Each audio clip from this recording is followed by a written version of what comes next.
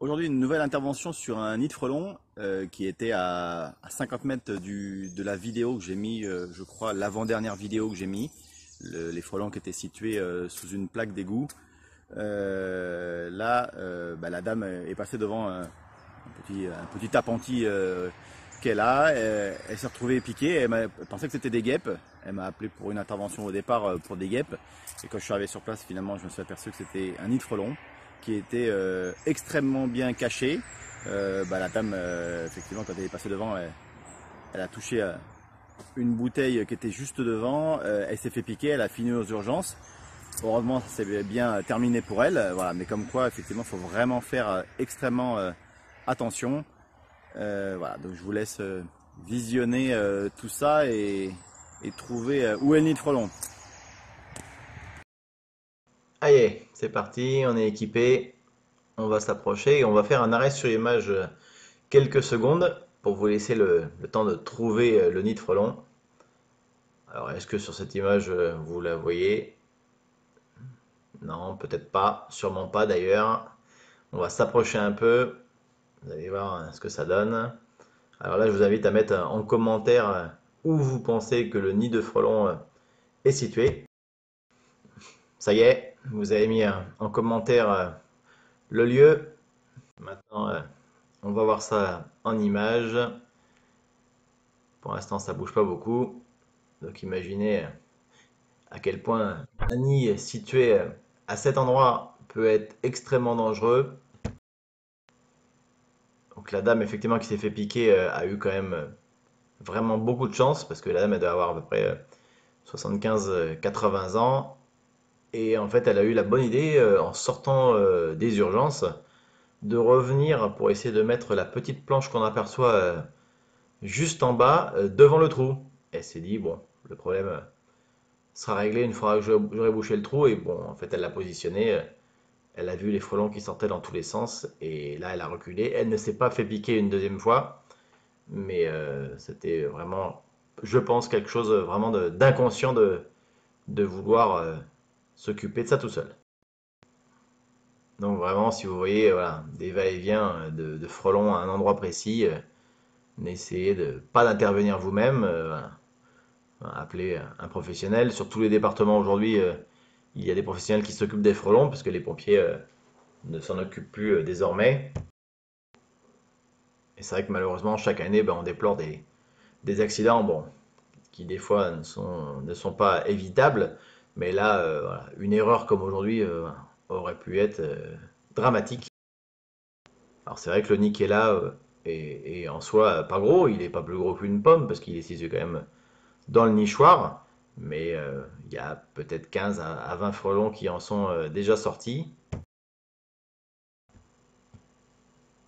C'est vrai que je vais encore le rappeler une nouvelle fois, mais c'est vrai que si on voit des allers-retours de frelons à un endroit précis, voilà, faut essayer de visualiser l'endroit sans s'en approcher trop, et puis appeler quelqu'un rapidement pour éviter tout accident sur un adulte, un enfant, même, même un chien. Votre chien il y va, bah, s'il se retrouve avec une dizaine de frelons sur lui, ça va évidemment pas lui faire du bien. Alors sur le cadrage que l'on a là, on se rend pas trop compte, mais il y a quatre cinq frelons voilà, qui tournent en dehors du cadre et qui hésitent effectivement à rentrer parce qu'ils ont senti le produit. Alors l'intérêt de ne pas retirer justement le nichoir ni le nid qui est à l'intérieur, c'est que les frelons de toute façon avant la tombée de la nuit vont retourner dans leur nid. Donc quoi qu'il arrive, voilà, ils seront touchés par la poudre. Et le problème sera définitivement réglé. On ne va pas se retrouver avec un autre nid de frelons à quelques mètres de là parce qu'ils n'auront pas été touchés par le produit.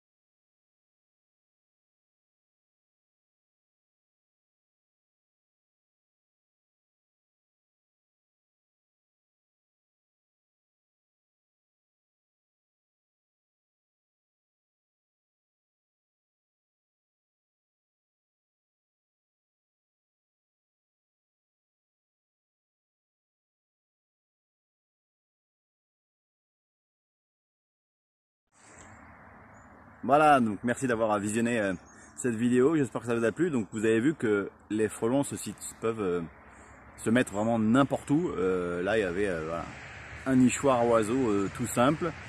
Si la dame elle l'avait pris dans la main, ben, l'attaque aurait été bien plus violente.